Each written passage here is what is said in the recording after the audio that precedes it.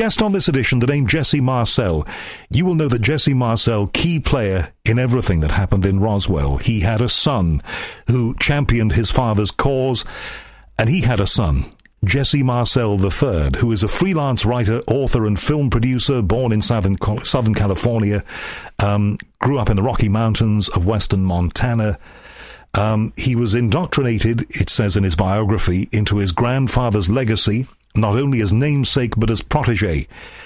Jesse learned of an amazing tale where his grandfather was part of the discovery of a spacecraft that, in his words, was not made by human hands. The biography also says that his current work is designing a flying car. So let's not hang about now. Let's get to the western part of the United States on Pacific time and connect with Jesse Marcell III. Jesse, a pleasure to have you on The Unexplained. Thanks for coming on.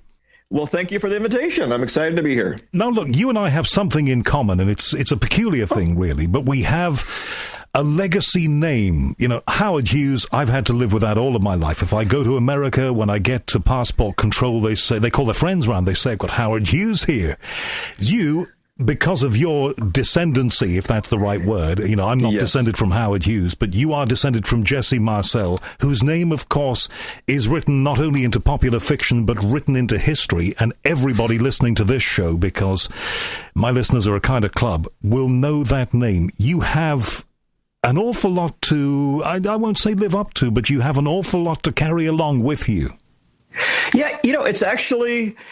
Some people, I've been asked a number of times, well, yeah, I'm kind of the protege, whatever. I carry the name forward.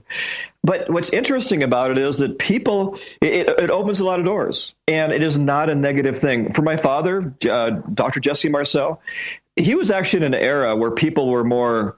You know, they wanted to find, they wanted to find some way to discredit him. Well, he rode motorcycles. Oh, that made him a bad guy. He was a mountain climber. Oh, can't trust that guy.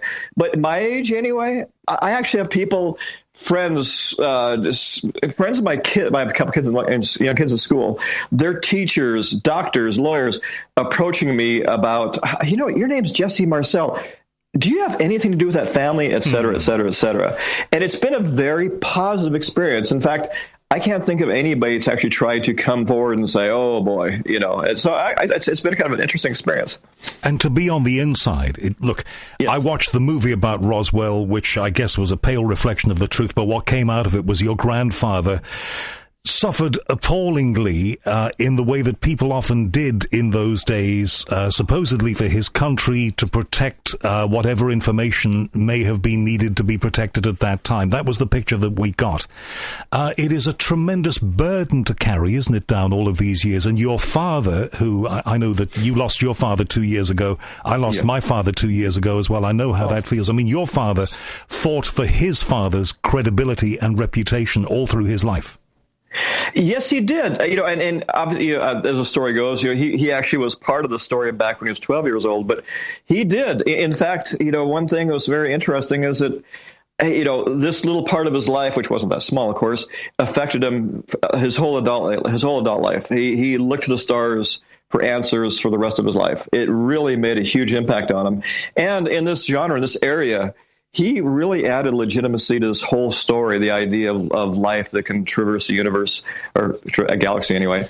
And you know, in fact, he was one of the more credible people I think that's ever been involved. He certainly seemed to have a great deal of dignity about him, as did his father. So it's a three-generation thing, and it is a very powerful story, which we're going to try and tell, but tell from the inside, because you are an insider. You can't get any more inside this story than that, I don't think. No. Let's talk about Jesse Marcell himself. Now, I, at the beginning of this, called him the man in charge at Roswell. Now, to some extent, he was in charge of that airbase, but in charge of the handling of the story. There was a commander above him to whom he reported. So he was the man in the front line of this. He was, as the head of intelligence for the Roswell bombing group. He was, you know, anything that he was obviously involved in the nuclear bombing program. That was actually the biggest part of his life at that base anyway. But when this came up, when this strange material showed up, he was the man that had the education, the basically the insight, if you can call it that, to look at this and try to make some kind of determination. And so he was one of the first people out there to go out and look at this field of debris, and his remarks were basically that this was not made by human hands. So he's never seen anything like it. And obviously that's a very large statement to make, but it's really what started everything. It was just that one little statement. Now, the story goes, as reported in your father's obituary, as carried in one of the more credible newspapers here in the UK. It was in early July 47, a rancher called Marcell found some odd-looking metallic debris littering a sheep pasture in a remote place in New Mexico. On July the 6th, he took some of the debris to Roswell, the nearest big town, and presented it to the local sheriff, who turned it over to officials at the Army Air Force Base. That's where it began. Yes, it is. That's where he had his first. His commander, Mr. Blanchard, Colonel Blanchard, had talked to him and said, "You need to go out and take a look at this. We don't know what it is." One of the, on the little bit of background, there were no aircraft crashes. There's nothing that showed that we had lost an airplane that night, and or something that entered our airspace at that point that would have, as far as an aerial idea. So he was sent out there, and if you can picture it, he went out there with this idea that there's something very strange is going on. And I always kind of think about it this way: is he's in a car. That's, obviously we're talking back in 1947, radio going. He had a little notebook with him, or a little journal with him, and he's traveling out there. And was he experiencing fright? Was it all excitement? Exactly what was going through his mind. But it turned out to be something that obviously changed the rest of his life and our lives. So as his descendants, excuse me. Your grandfather, as far as your father would have reported to you, and you also knew your grandfather, of course, and spent time with him. How did both of them talk about this, the discovery? With great excitement.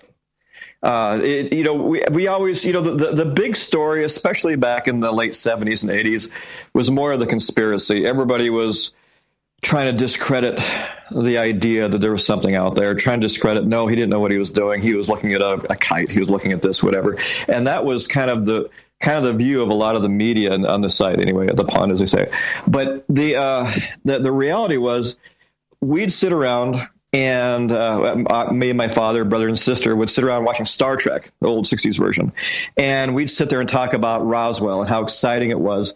And I always had this vision as a child, thinking that I'm here having dinner with my family watching Star Trek, and there's another child on another planet having dinner with her family. And it was a very comfortable and a very positive thing. It's actually, I'd say overall, given some of the interactions with other people within our lives, it's been a very positive event. And as a child watching Star Trek, this is sort of mid to late 60s, isn't it, when it was first on? Yep. How did you first become aware of the story of the enormous events at Roswell? How did that filter into your consciousness as a small kid? Well, what's interesting is, it came through a show. My brother, I have a younger brother, and he was listening to Paul Harvey radio show, and they had mentioned something about Roswell. About something happened out there. My brother talked to my father about it, and that's when we actually started talking about it as a family. I would have been back, around, I suppose, 8 or 9 years old, 7, 8, something like that. He would have been 6, 7, somewhere in that age. And that's how it kind of came out. And it really became part of our, not daily speak, but we talked about it quite often. But again, we as children would be looking for the sky to try to see is there something up there? Is there a UFO? Are we going to see something? Is there, it was a very positive experience. Then we'd spend summers in Louisiana, where my grandfather lived, out of Houma, Louisiana. And then, he got involved. And of course, he had a chance to tell his grandkids all about this story. He was always reserved. He was a happy guy. He at that age, he'd have been in his late 70s, early 80s.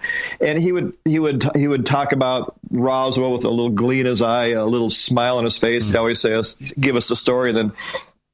And there's so much more that I just can't tell you guys, and I mean, he's sorry for that. He actually said that. Oh, yes, absolutely.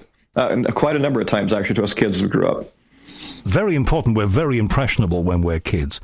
When he used to say that to you, what was the look on his face? A grin. He was actually, not childlike, but just like, you guys don't realize what all happened out there, kind of thing. Just what a huge event it really was. Boy, And it must have been difficult for him to even allude to, because, look, I can't believe there's anybody in this world who knows nothing about the story of Roswell and how something, it is said, crashed in the desert, possibly with aliens in it, very strange metal with hieroglyphics on it, and some of that metal found its way back into your grandfather's home, and your father played with this metal, the story goes. And it's important that we kind of state that. It's been in the movie, at least that part of it was accurate. But these were enormous, enormous events. And unfortunately, your grandfather paid a tremendous price, because the story of something landing there and it possibly being extraterrestrial in origin got, first of all, into a local newspaper, I believe, then on a local radio station. And then, of course, the suits came down and closed the whole thing down and said, no, weather balloon. This is perfectly innocuous, and effectively, essentially, the people who've been telling you this story about it being something from outer space, potentially, are incorrect in what they've told you. And your grandfather, assuming that wasn't the truth, had to go along with it. Yeah, he was right dead center. If you've seen that kind of a famous picture of him standing over a piece of debris and holding a piece of debris in his hands. And it was an interesting situation. He had thought that he was being brought into a room where they were actually going to start talking about this as being a reality, that this is truly something from outer space, that this is truly something of non-human origin.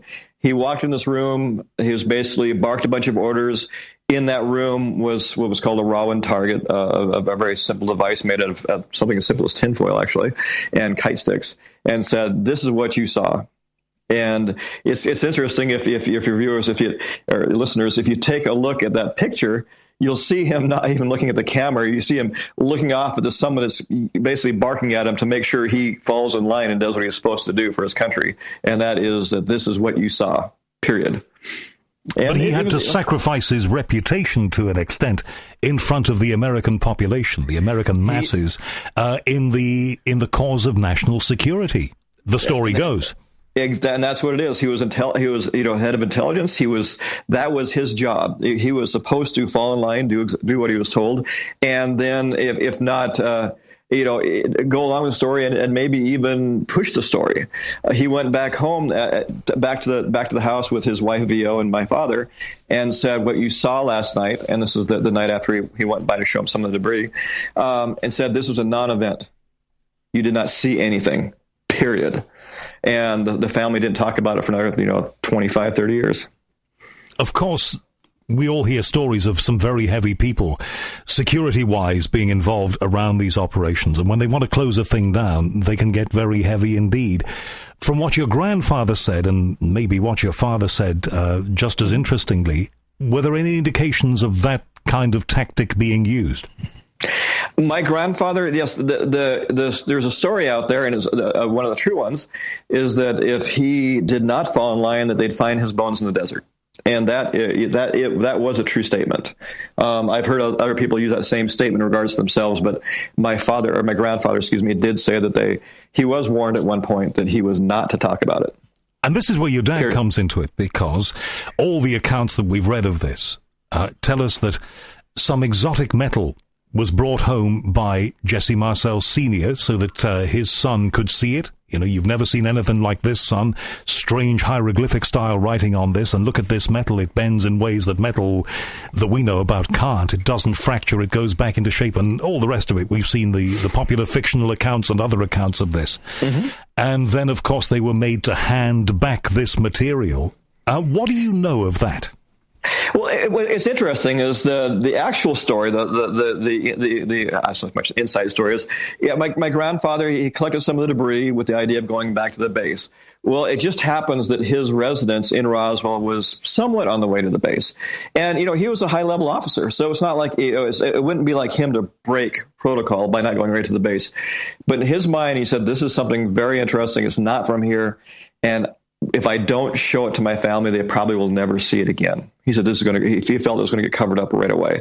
So he wanted to show it to him. So he brought this box of debris, into his kitchen, spread it on the floor, then woke up my father and his wife, and said, "Come take a look at this." And his wife, VO, was essentially saying, "What is this mess in my kitchen?" And he told my father, he said, "Get down here.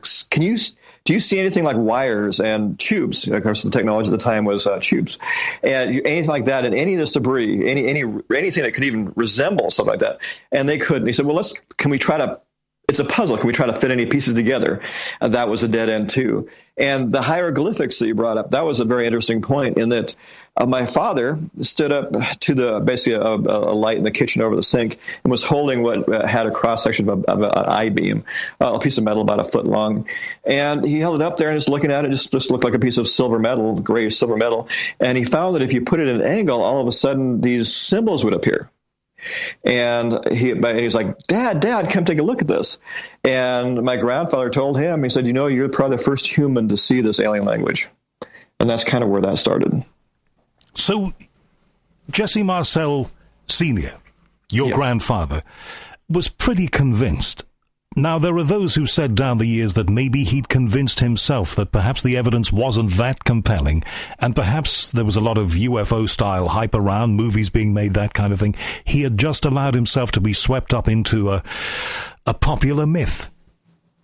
Yeah, and that story was around, but all I can speak to is, of course, the time that I was with him and growing up, and that would have never been true. As a teenager, we all quest as teenagers. I guess you must have asked your grandfather. I was like this, and, I'm sure you were like this. You spent quality time with your granddad. You must have asked him about that. Yeah, we talked about it. I was fortunate enough. He had a little bayou in the back of his house, so we actually spent some summers out there fishing. And, the whole thing, and you bring up a very good point, and it's one that I haven't considered before, which is interesting enough, is that whatever was instilled in me from a young child, I didn't question it. It's not something that I just wanted to believe in, but I did believe in. And I think it was when my grandfather talked with such authority and such belief that even, you're right, a teenage mind, you question everything. And that wasn't really a question. It was actually, I think it's because, at that time, through my father and grandfather, we grew up with a story, and it really, not saying it took on a life of its own, but it was just a fact. It wasn't, my father, definitely smart people, that I guess we believed in it wholeheartedly. It wasn't even a question to any of us kids.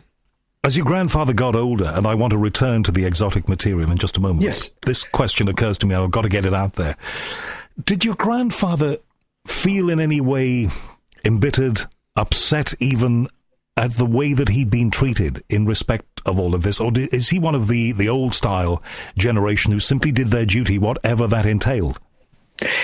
A little insight of that. He did his job to whatever it wasn't, people look at like he really lived a pretty rough life. He had he was downtrodden. He was put down for it. He was questioned about it.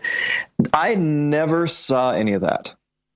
He basically, not that he might have buried that down deep a little bit, but it was, he talked with more excitement about it. And dumb humans. I mean, he didn't say that word, of course, but that's my mind. Mm-hmm. That we just weren't evolved enough or to even consider this as being an obvious possibility. But it really wasn't. I mean, if again on the inside, he was involved in the nuclear bombing program in World War II, and you continue that through the Bikini Island, all those kind of things, the testing and the rest of it. But he was deeply involved in that area of our obviously being part of the air base. And honestly, that's where his heart was. Where if you want to see a man that was upset or hurting, it was from what happened in World War II, not about Roswell. That's interesting, and that's interesting to hear for the first time, and from a man who will know. Yeah. How did he feel about the popular accounts, the fictional accounts, the movie that appeared, the portrayal of this in the media? Just with amusement. More like, most of these people don't have a clue what they're talking about, but not entirely. I mean, it was one thing that was very eye-opening to possibilities. And if you're willing to open yourself to the idea of what happened was something that actually happened, and of course he believed in it, then you start some of those things that might have seemed like they're a little bit out there, a little bit, incomprehensible, became more of a potential reality. Now, obviously, it's the same thing. Like, you go back to the fictional series. I go back to like Star Trek and 2001: Space Odyssey, those kind of things that came out.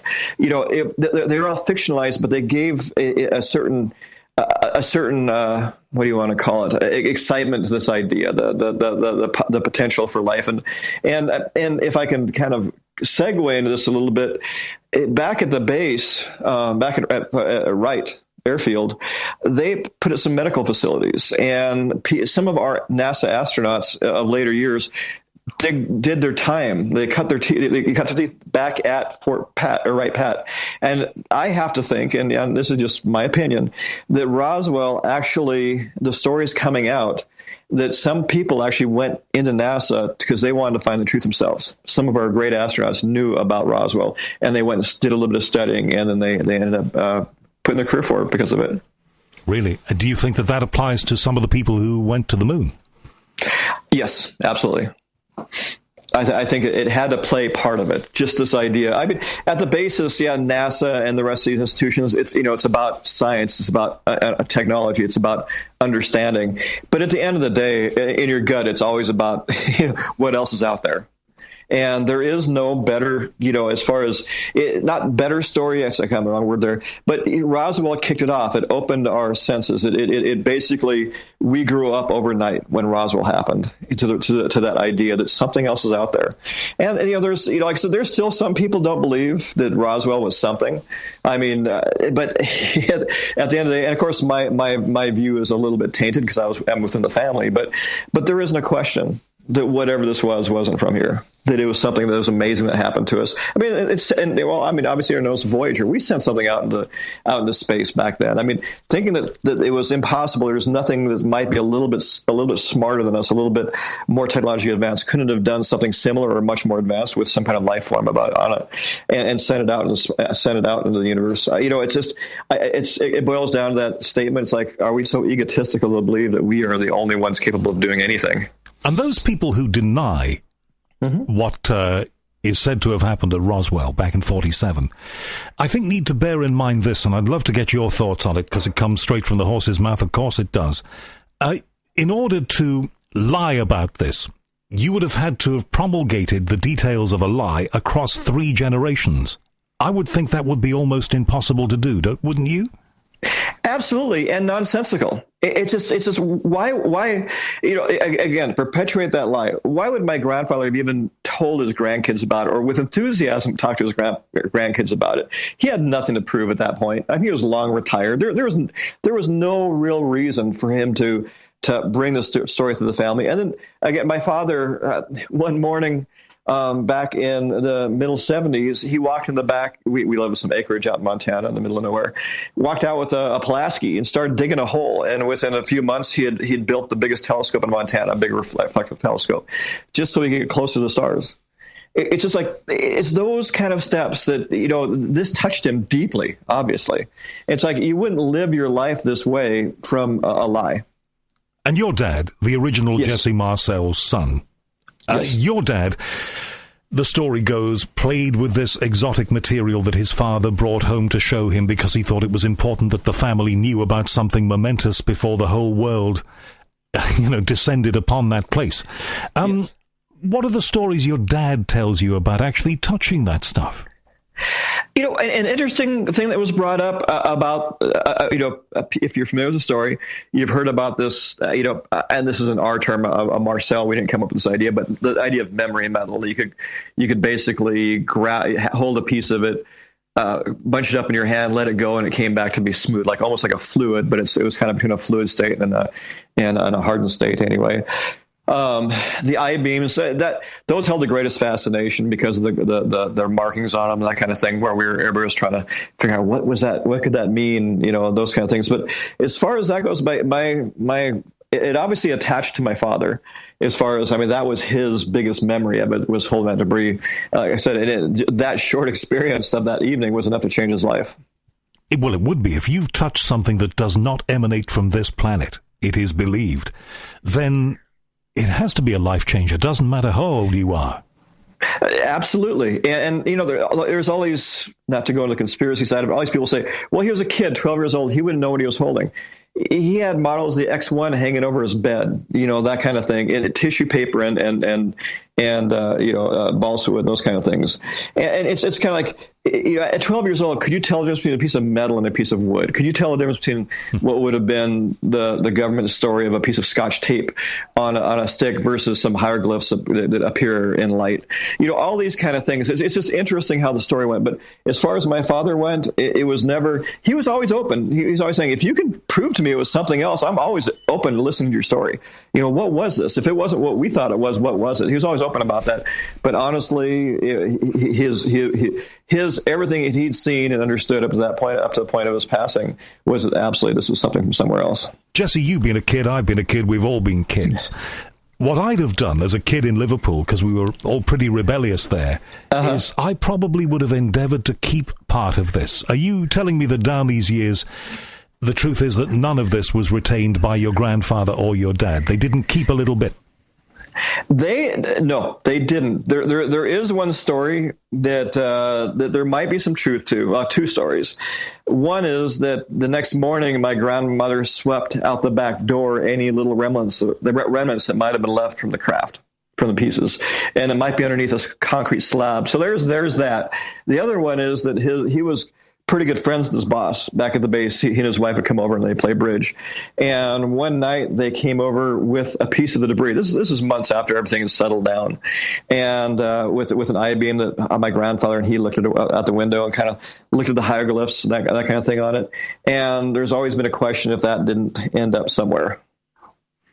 And was within the when my father passed, or my grandfather passed away, it was pretty much instant.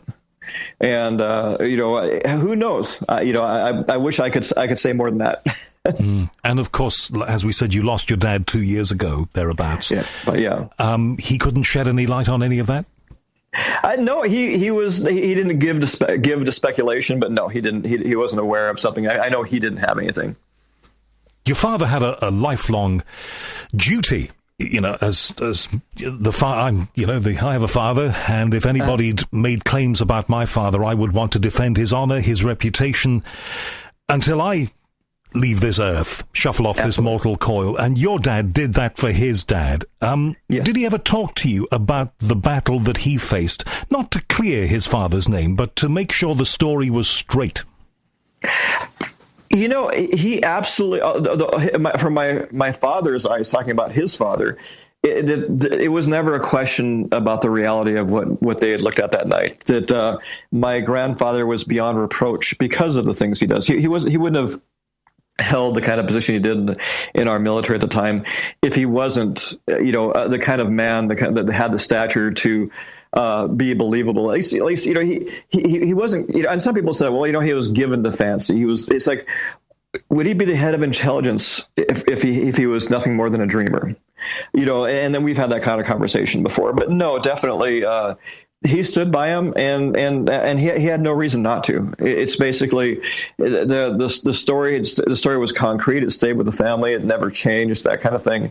And as far as defending him, as far as, yes, there was a time in our history where it might have been a little bit risky to openly talk about this, and my grandfather felt that too.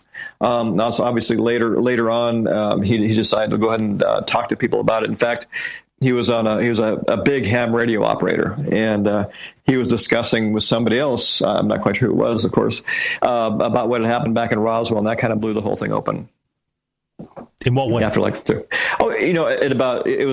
was interesting is that somebody else heard this conversation going on, and within days to weeks of that conversation on ham radio, it kind of went around the world again. Mm-hmm. And that's where it hit one of the local papers, and physicists came in and interviewed my grandfather about it, and that's where where everything kind of opened up. And what was said? Just give me a flavor of what was said in that conversation. It's very, very basic. My grandfather was reserved. He was careful about what he said. The biggest thing is he would state exactly what he saw. There was supposed 2 to 3 crash sites, but the crash site that he was heavily involved in, he just spoke exactly what he went there, what he saw in the fields. A little thing about the size of the field, the amount of debris they found, those sort of things, what kind of the debris was, and that, again, once it was back at the base, that it was told to be a non-event.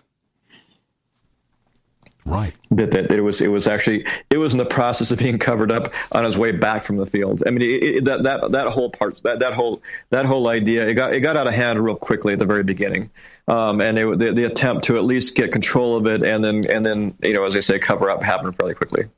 There were more people involved in this than a few security people, the base commander, and your grandfather. There were a whole raft of other people. I mean, for example, if there was a crashed craft and there were aliens on the crashed craft and there were debris and artifacts all over the place, then a vast array of people would have had to have been brought in. And over time, wouldn't some of those people have been inclined to speak about what they went through? And they have. There's a researcher, Don Schmidt, who's actually has done a lot of work in that area, talking to a lot of the people involved, getting, he has a book that just came out called Deathbed Confessions. It's basically a lot of the people that are still alive or near the end of their life that were somehow involved. He actually went out and did a lot of research that way. What's interesting is, as far as Roswell and that generation, which is unfortunately coming to pass, embraced the story, and it really wasn't believers. There was a lot more going on in Roswell than just the crash. There was a lot of strange things seen in the night before, the nights leading up to that crash. There was a kind of a famous story of a nun was outside and she saw a blue ball that basically flew through town. And there's stories all over the place about multiple lights going right over Roswell, right around that valley out there, right around the desert in that area. So there's a lot of people that saw a lot of strange things in the skies, and actually it kind of led up to this. And what did your dad and your granddad make of the stories that are propounded for many, many years about the possibility that all of the events at Roswell in 47 was some kind of smokescreen for some top-secret project and some technology that Washington didn't want the world to know about? So we'll concoct a weird story about aliens, muddy the waters terribly, even if it traduces somebody's reputation. You've got to break eggs to make an omelet. That's the way to deal with it. So you create a smokescreen of a story, you maybe sacrifice somebody's career, but what the hell? But actually, the origins of all of this stuff, terrestrial, not extraterrestrial. Those stories were everywhere, and all I can say is nobody believed them. My father, being a military man himself, he retired as a colonel. My grandfather ended up being a lieutenant colonel, but they knew the modus operandi. They knew how things worked, and they knew the attempts would be made and put out there. So that it was just, I wouldn't say, I guess the word amusing would be the best. At all this money and all this time being spent over decades to cover up a non-event. Like I said, I would say it's more amusing. They didn't believe in any of it. And what about the material then? If this material was recovered and taken somewhere, presumably it's still there. It is, and that's a great interest to me and anybody else that's interested in this area. But it should be somewhere. I mean, there should be parts of it somewhere. If it's in a crate buried in some, like the latest Indiana Jones went from a decade ago now, or whatever it was, where it could be in a warehouse somewhere that it's been forgotten, or not actually forgotten, but tagged and put somewhere, or it's in the middle of being studied more deeply somewhere else, in the United States or somewhere in the world. I don't know. So, Jesse Marcell III, do you feel the weight of history pressing on your shoulders? Do you feel that you really have to make a breakthrough on this before you shuffle off this earth?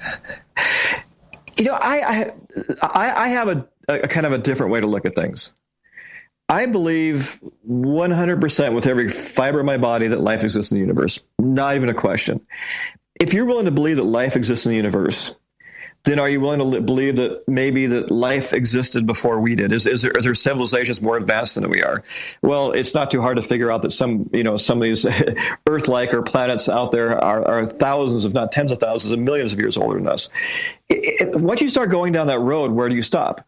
Well, would we try to reach out? Would we try to travel to the nearest planets? Well, heck yes. Would we travel the nearest stars if we have technology? Of course. So it kind of comes down to, at what point do you stop believing? It's like, what in which stage? Oh, well, yes, there's life on other planets, but no, they wouldn't want to be researched. They wouldn't want to see if there's other life out there. I don't believe that. How close technologically are we to being able to reach out to the stars? There's some astounding things being done right now with travel that operates outside of the envelope of light speed, where we could be at a near star in a year. It's like, and we're there. Take us forward 100 years, 1,000 years. Well, of course, we would be out there searching for other life. No question about it, in some form or another. So where I'm at is that it's almost so obvious that life exists in the universe, and if you're more advanced, yes, you'd be out there looking for other life in the universe. No question. I think they'd be just like us. So as far as that goes, I don't need somebody else to tell me that, yes, it was real. I've never felt that way. I've always had such a strong belief in life in the universe that to me, it doesn't really matter if my government comes out and says, oh, it was real. It doesn't make a difference. As far as people around me, strangers that come up to me, that kind of thing, people want to believe. The general psyche of everybody that comes up to me is that they want to be told that, yes, this was real, that, yes, life exists in the universe. Because I think they have people, it's an innate strength we have in our humanity, is that we do want to believe there's more out there. And it's, like I said, it's become a very positive thing, as people think this is just really, really part of who we are. Your dad was a medical man. He yes. had a very serious and, yes. good career, but he still found time to talk about these things. As he got older, what were his reflections on all of this? The experience of his father, his own lifetime's not crusade, but perhaps battle to make sure the truth got out there. What were his thoughts in his final years? Some of the last thoughts he had were more centered around, he wished that our government would have released a factual statement saying that, yes, Roswell was real. He really wanted that to come out in his lifetime. That was one of the last things that I remember him talking about anyway, is that he would really wish that they would have come forward. And do you believe, I see that one of the people who kind of tangentially touched on some of this stuff, but seems to be walking away from it now, was Hillary Clinton. I'm sure you've been reading that stuff there. That Hillary at one point was being touted as perhaps being in favor of opening the files, whatever may be in them. Sure, yeah. There's every presidency has somebody that comes forward that wants to get into it. And from Bill Clinton, he wanted to break the story or talk about the story and investigate it. It seems like through the cycles of presidencies, at some point, the president wants to go in and say, so what's Roswell stuff? What happened? And it becomes public, and then it's snuffed out. You hear it someone through an aide or through the president or vice president or somebody at a high level in our government comes and says, yeah, we are going to get to the bottom of this finally. And then as soon as it becomes public, it disappears. Did anybody ever try and lean on your dad? If you lean on would be a strong word. We knew that we were being listened to. Our phone conversations. An example is one time my father was setting up a vacation for the family to go down to Disneyland, and he'd called down and they were setting up hotel rooms and that sort of thing, and he called up to actually talk to my mother and said that, oh hey, I got us, this is where we're set up at, and he was in his business office, this is what we're going to be doing, and that night he came home and told a story. So he said he hung up from the phone, got a call about 30 seconds later and said, hey Doc, we understand you're going to be in Los Angeles in a month, and we'd like a chance to talk to you. So nobody was hiding that they were listening to us. In no way were they hiding. It's like, and they said, you're going to be in room 325 at looks like you're going to checking in this morning. We'd like a chance to come and talk to you. And when they said we, who was we? It was one of the people were the creator of the Mogul Balloon Project, one of the researchers behind it, and he basically it was some department with the government that was behind the balloon story anyway, and they wanted to meet with my father to basically sit down in a room and say, what you saw was a weather balloon, what you saw was a wrong target, wasn't it? My God! And how many years after Roswell was that? Oh, that would have been 35, 40. So you're saying that 3 or 4 decades on from Roswell, the powers that be still wouldn't let it go? No, they were trying to get a statement from my dad. They were trying to convince my dad to say something to discredit the story. And they said, because I think they brought a little piece of Rowan target with them, and they said, "This is what you saw, wasn't it?" And my father, his response was, he said, "Well, it was a piece of foil, basically, they brought in, had a paper backing." And he said, "Well, it's not too dissimilar, but what I saw didn't have a paper backing on it. It was very light. He said it's like a feather. It almost had no weight to it." They said, "What you're showing me is different than what I had seen." So they were trying to convince your father. Absolutely. Of what they were trying to convince your grandfather, and having no success on both accounts 30-odd years apart. Yes, this is exactly what happened. They were at this decades later. They're still trying to convince my father after not being able to convince my grandfather to say something. And they came out with a little report saying my father agreed with them, and there was no truth to that at all. I've only been told that through the press and that kind of thing. I've actually seen that report, but they definitely they were trying to get him to say something. Did your dad worry about any of this, that perhaps his private life was not private, that there were people trying to stop the story getting out? That would make me feel uneasy. I don't know if it was because he was in the military himself and that kind of thing. I really don't. But no, there was really not. We never had to worry about it. He never had to worry about it. He was, just he said, things are going to happen, things aren't going to happen, but I'm not going to spend any time worrying about them. So no, it was never really. It was. I think that point in our life, in his life, he was just accepted that was the role, and what was going to happen was going to happen. He was offered protection one time by a government agency, that if something was to come after him or his family, and he basically responded, and he just basically childhood conversations, or I guess high school at that time, that he responded to them that no, we had never felt we were in danger, and it's true, we didn't. So one armature of the government was, you're saying, offering him protection from another armature. The head of the Senate Appropriations Committee. Where basically what happened, he was called into a meeting, and he was asked. Actually, it was almost for an opinion. And so really, the whole having him involved in the meeting was kind of a strange thing. He was sitting in a room with the head of Senate Appropriations Committee, and he said, "Our purpose is not to credit or discredit Roswell. None of that. What we're trying to do is find out how tax dollars were being spent to cover up Roswell." They couldn't get to they're trying to find out how some offices, some department within our government was able to funnel tax dollars for their own use. Right. And so in order to be able to take statements from all involved parties, you have to make sure that your dad remains safe. Yeah, yes. And but they basically said that we're trying to get to the bottom of that how tax dollars are being funneled away. And in that meeting, he just basically said, if your family ever feels in danger, here's my number.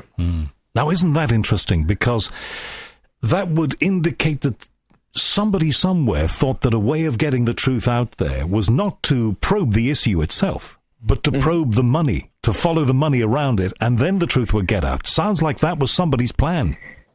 I agree. I mean, there was obviously interest. I mean, at the beginning of the meeting, he basically threw down a book in front of my father, which was kind of a fictionalized depiction of Roswell. But he basically told my father, saying, "This is a real event. Roswell happened." And my dad said, "Oh, I know that." So I think there are people. I can't believe that there's quite a number of people in our government that want to know more. And I'm sure some do. What about aliens from the wreckage? What do you know about them? The biggest thing I can say about that, and that's for my grandfather, is that the people they compartmentalize everything from the second crash site. If you're familiar with people familiar with the story that contained aliens, he basically said that all I can tell you is that the people that talked about the story, you can believe it. So he kept at arm's length from it, but he also basically backed the people that said that there were aliens in the second crash site. Do you believe that later in his life, your grandfather was still in touch with people who were part of those events? That's an interesting question. I can't believe he wasn't. There was one thing, and it's kind of disturbing. I don't like to think about it too much, but he was given an interview to a gal in college in LaCorley back, this would have been the middle 80s or so, early 80s.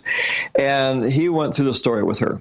and because she was doing a college project, she came out to the house in Homa. I think she was going to LSU, and they went through the story, and he kind of went through it. Didn't really talk about the story any more than he's talked about in the past, but he just kind of went through the whole thing. They enjoyed some good conversations, and my grandfather called her back, absolutely panicked, and said, "You cannot let anybody know that we had these conversations."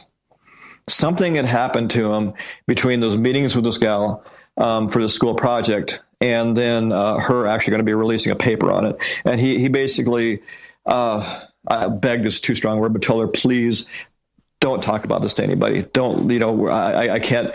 Something, it sure seemed like something got to him, saying that you've talked enough, let's just bury this in the past. And he died just within days of that. But looking at you, you're not letting this lie, are you? No. It's the government has done a very good job, and part of the people have done a very good job of being able to, if you can't attack what I consider are facts. I mean, there's lots of paperwork, there's lots of, orders, this kind of thing out there showing what happened. If you can't attack the information, then go ahead and attack the people or attack the story. So it's now changed into, well, you're crazy if you believe what you say. You're given to nonsense. You're trying, basically try to create an aura around the story that if you believe there was such a thing as a UFO or alien life, then you're just a fool. And they did a very good job of it. That was the best cover up there ever could have been, is get the public all nodding that direction. That if you believe in this, then it's nonsense and you're not to be believed. So it doesn't matter what you had in your hands. It's like, no, the public, without you're just, there's something. And that worked. I mean, for, I would say through the 80s, maybe in the early 90s, but now it's just, it's a new generation. People really want to, they want to know the truth, but they're a lot more accepting. They want to listen to the true story. They want to listen to, what are those possibilities, and not just given to the idea, it's nonsense. There can't be any truth to this. Or the other side, where some people are so dedicated to it that there's no question. But that middle ground, people like, they really want, people would love the idea that there is life out there. But of course, facts are facts and suppositions are suppositions. People may want to believe that, and it may ultimately not be true. I guess the quest for facts is a very scientific thing. And, yes. What do you want to do to make sure that the facts of this, whatever they may be, get out? This is where I'm at on it. The Roswell was long enough ago that the material has been brushed up. It's gone. Obviously it's somewhere. That I've been lucky enough to go to some. I guess I wrote a book, so I was going around doing a little book tour in Latin America, and I was lucky enough to meet with a lot of folks who came forward with some stories, military, governments, those sort of things. And then you start seeing that the Roswell is not a unique event. There are other Roswell-type events that have happened around the world. So what sort of stories were you told on your book tour? Oh, just everything from a crash in Argentina, where they actually have some of the debris, and the Air Force, their Aerial Anomalies Division has some of the debris, and they were wanting to see, well, how closely does the debris we have match Roswell's? And I have an open invitation to go down and talk to them and look and hold the material and see what I think of it. And just those kind of things. Talking to military pilots that have actually engaged with, 500 people on the ground watching a dogfight of some orb of some kind of light going around an airbase. Just those kind of things. Have you talked to those pilots? Oh, yes. And what did they tell you? Oh, just without question. I love this one story out of Uruguay where this pilot was talking about, he said something was basically going over their airbase, one of their Air Force bases. And they scrambled 2 jets to knock it down. They don't know what it was, but it wasn't supposed to be there. So they were trying to dogfight something. And they said that it moved so much faster than their jets were capable of. He had his hands out and he was motioning. He was a pilot, showing how the attitude of the airplanes. I took it straight up and thinking that, well, what I'll do is come straight up and I'll come back down and I can get more speed at it that way. And he says, I'm going straight up, and I'm starting to lose speed. I look out my window and this thing is right outside his window, just following up in the air. And he said at that point he called in and they just landed their planes and said, forget it. They have absolutely no way to even interact with whatever this thing was. And they had the orders. They had the physical orders in my hands showing it. The government orders depicting what had happened and the orders and the process and the radar and that kind of thing. So it's maybe our government is still not talking too much about it. Other governments are. Things are happening out there. And what things do you think might be happening? Do you think there's a head of steam building to more revelation? Yes, I think, I don't know if you could say there's more. We're being visited more often, that we're being looked at more carefully than we were in the past, or we're just noticing more, or there's more, obviously we have technology that didn't exist before. So there's a lot of things that we see are just basically around. What I was really driving at there was the thought that with these people in South America, being perhaps a little more open about these things, do you think there's a groundswell beginning to build that will blow the lid off the truth of all of this, assuming this is the truth? Yes, absolutely. But a groundswell might not be the way to look at it, because they believe. They already believe that they build monuments like a sighting as a religious experience. So it's not so much that they need to get to the point of a belief. They already do. It's not put in question that whatever these beings are that are visiting us, that it's almost a holy experience. If I were you, Generation 3, of course I would feel driven to do more about this, but I would feel like a very, very small person facing off against a very big machine. Does that ever make you afraid, trepidatious about it all? And I've been asked that question a number of times. All I do is I talk about it very openly and to a lot of people. And I think that is the protection. Is that the more I talk about it, the more people listen. And I have a sister and brother that are obviously an older brother and younger sister, an older sister and younger brother, excuse me. And we talk about it as well. And so there is that machine out there, like you say, but we just talk about it very openly. And it's, I guess, kind of like where my father is. Well, if something was to happen, it's going to happen. But I really don't have that fear. And I have a young family and that kind of thing. But it's like, it's a different generation. When I drop my kids off at school, the kids are excited to talk about Roswell or talk about UFOs or whatever. And I've even signed some of my books to some of the teachers and people. It's a different time. And I think it's almost, I would say we're all the way there, but there's so much belief that there's stuff going on out there that it's not as popular as it used to be, because there isn't as much conspiracy. It's almost a given that there is something there. The ultimate truth of our lives is that they are finite. We don't want to go, but we have to, all of us. By the time your time comes, that you've been walking this journey with your grandfather, he, of course, had to leave the walk, and your father left the walk 2 years ago. There will come a point when, lamentably, you will have to, too. What would you like to have achieved by that point? Just that I completely supported my father and grandfather, and that I believe absolutely that we are part of something much bigger. And that this life and the word UFO almost minimizes the whole concept. That this is actually just it's just basically there's so much more out there than what we understand, and that hopefully we'll grasp it all. As far as you know, is anybody still alive from the Roswell event? I am not familiar. Every so often, we'll get somebody will give us a call, and we do a little bit of a background and find out that they might not have said everything that they weren't actually stationed at the air base. Obviously it's possible they'd be in their late 80s.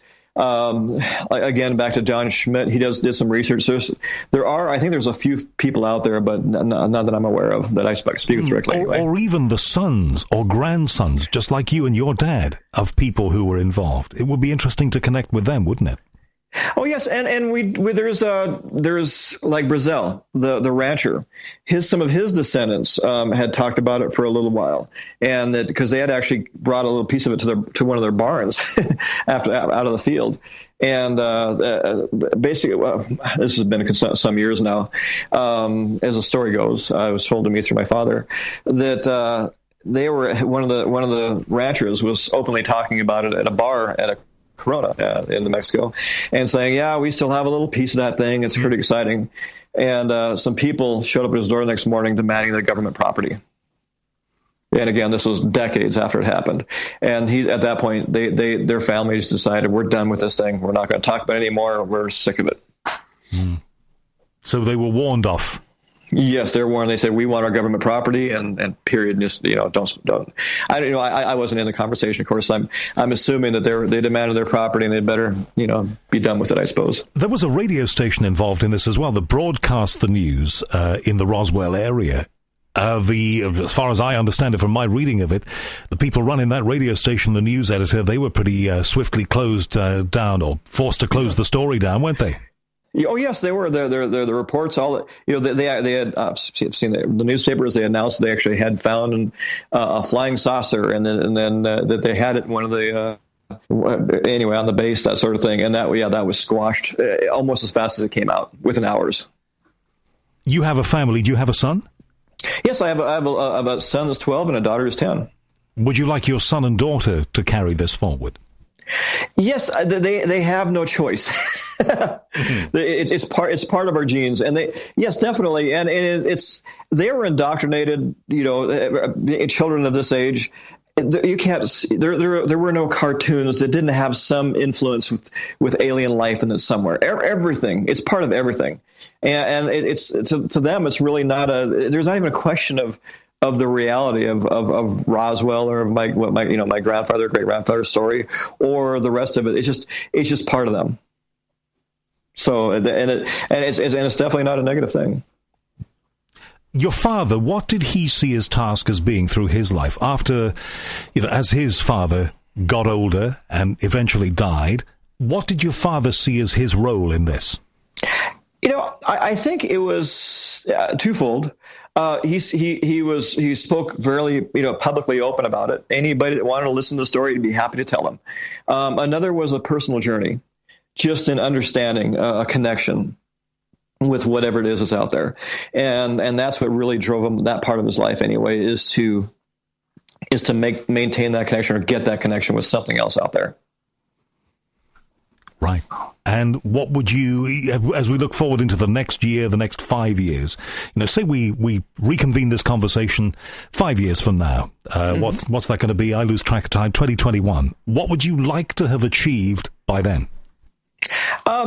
Irrefutable proof or connection with an alien life form. Whether it's something swimming through the oceans on a planet or on a moon around Jupiter, or something as far as Chinese are building this large dish to try to listen in on hopefully some kind of alien speak somewhere out there. Just more openness that way, that we have more irrefutable evidence that can't be simply covered up by a single government. Have you ever spoken to Seth Shostak, the man who runs SETI, the Search for Extraterrestrial Intelligence? No, I have not. My father had, but I have not. Really? Did your father report back on that? My father was always upset with SETI, and it wasn't because of the basis of SETI.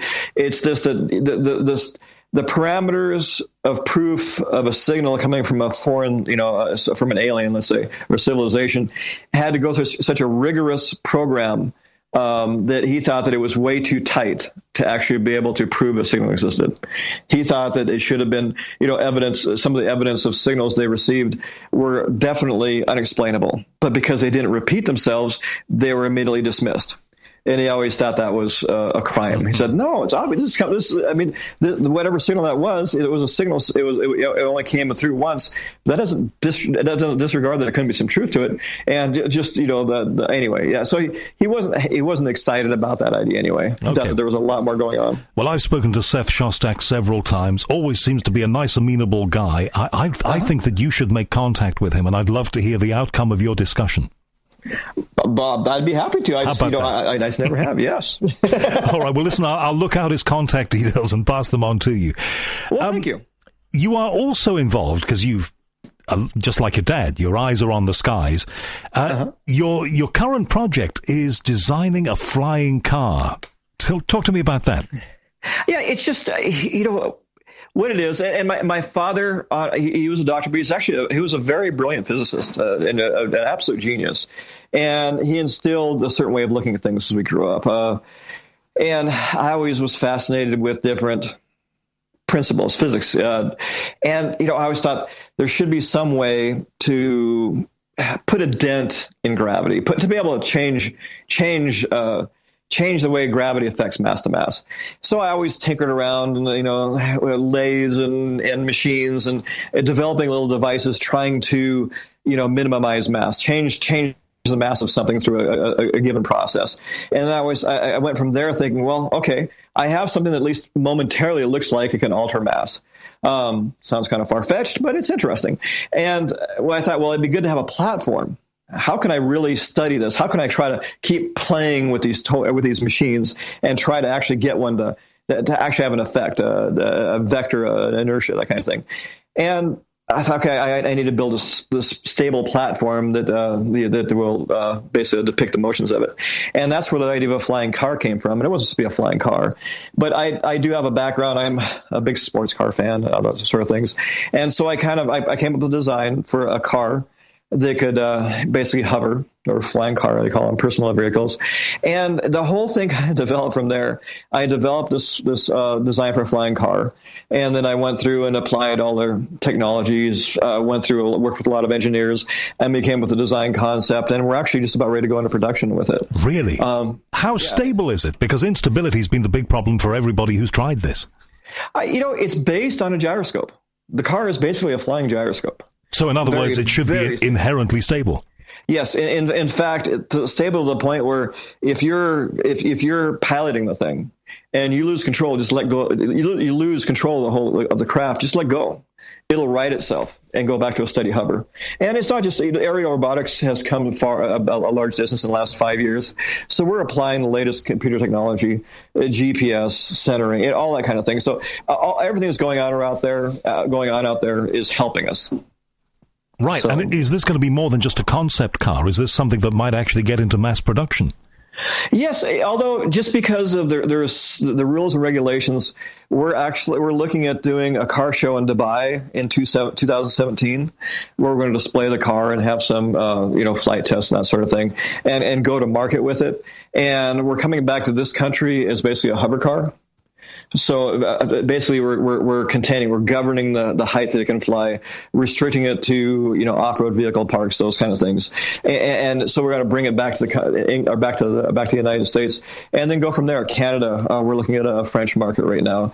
One of the states here, Kentucky, has talked to me because they'd like to somehow be involved because of the problems with coal, and that's one of their big production. One of their largest means for product out there is through coal production, or mining, and they want to get involved and say, well, can we make this thing, Kentucky, the first state that's legal to have one of these, just to bring back, manufacturing back here and that kind of thing to bring back some livelihood. So gyroscopically controlled. How is it? You have to put petrol, gasoline into it? It's all electric. Okay. Completely electric. And it flies at what kind of speed? There's a number of variables that dictate how fast you could go with it. It's not a very light craft. It's actually fairly heavy, but you have a certain. It's about the size of if somebody would like to go on our website and take a look at it. It's airbornemotors.com. If you're going off, it involves 5 different rotors. The main rotor that develops the thrust is really a gyroscope. So if you're you're flying this thing and you're in a level space, if you're flying at level, then the corner fans, the corner rotors, will dictate the speed based on the airflow going through the fans and how fast it exits. Not very fast, 40, 60 miles per hour, if you're saying here. Now, if you're to tilt the craft and use the thrust from the main rotor, then it really, you could probably go a few hundred miles an hour. It just would that's really is an idea behind it. But and it depends. You haven't told me yet what kind of height that would be.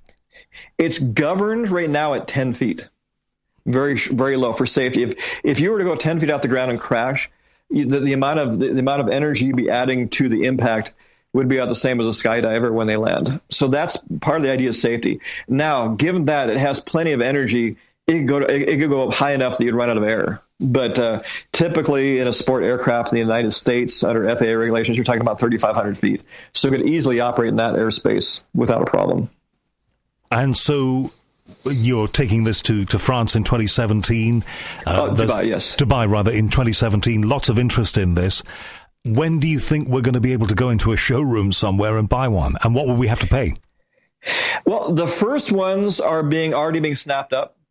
People have already are coming to us and they say, kidding, you've got pre-orders already. Well, this is what's happening. And people say, I want to be the first person in this state to own one. I want to be the first person in this country to own one. And so that's all going on. But what's interesting around this whole story is a foundation came back to me.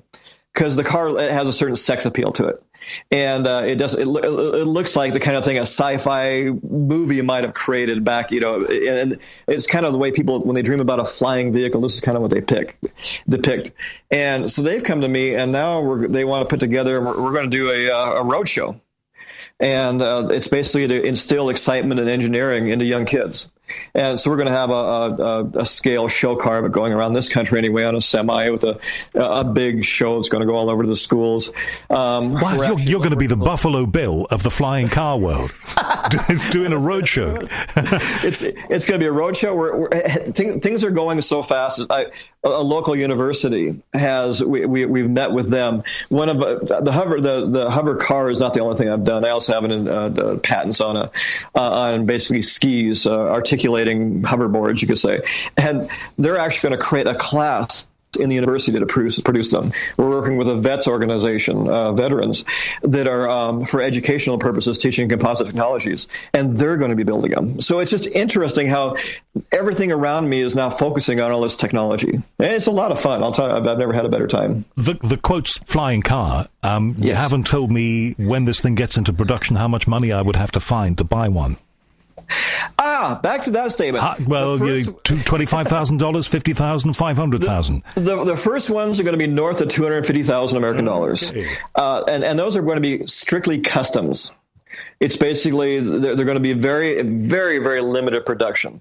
And then as we get our feet underneath us, they're going to, ideally, because of we're basically almost having to create every part in the car, most of it anyway, that with anything, economies of size, we'll be able to reduce that cost down to, the size of a mid-sized car, $45,000, $55,000.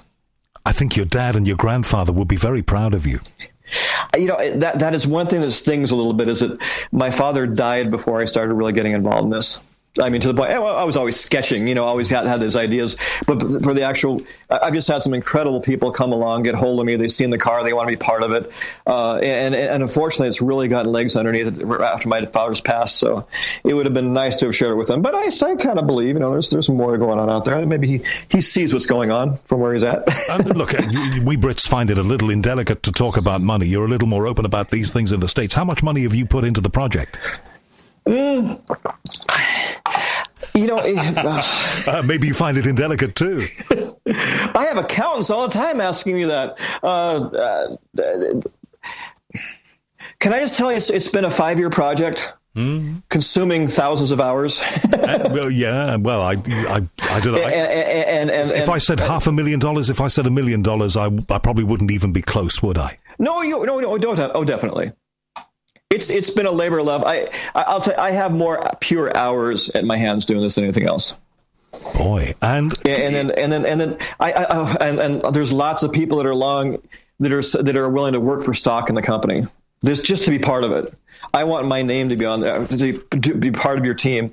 And I said, well, we're at this point, we're actually just working on becoming a public company. But it's just basically saying, if you want to come along as an engineer or as a partner of some kind, then you're going to have to take stock if you do it that way. And are you not afraid that one of the big multinationals is not going to come out with something similar first? I have some very good attorneys who've patented everything you could possibly imagine. That doesn't say that somebody else is not going to, but anymore, obviously, in the United States, we're probably one of the most litigious countries in the world, and everybody's happy to sue everybody else. And it becomes such an expense if somebody tries to build something similar to what we're doing that is going to take the space of one of our patents. It's easier to work a deal with them and become a partner with them and do a license agreement with them rather than going after them in court for breaking your patent. So the way I see it, and I might be in the clouds, is that if somebody wants to come and do something we're doing, that hopefully we get together on it. And in the meantime, while you're doing all of this, you are trying to further the cause of the truth of Roswell. Yes. How are you going to find time for all of that? It's just, I guess Roswell is second nature. I'm actually there's a TV series called Ancient Aliens. They're flying me down next week to do one of their shows on Roswell, I think, something like that. I'm doing a documentary right now. We're working on a documentary. It's all these things come together, but individually by themselves, honestly, there's enough time. And with the companies, I have some great people that have come along. So I'm able to kind of send responsibilities to a number of people and make time. So it is a lot. It's a labor of love. So it doesn't seem like it's, staying up till 3 a.m. working on a project is no big deal because I love it. We've got to talk again. People are going to want to know about you. I presume you've got multiple websites. Which one would you like to direct them to? The main one right now is the car company, which is Airborne with an E Motors.com. Jesse Marcell III, I wish you well in everything that you do, and I hope we can talk again. Absolutely. Thank you. I've enjoyed myself. Your thoughts and reflections on what you've just heard with Jesse Marcell, please get in touch through the website, theunexplained.tv. You can send me a message that way with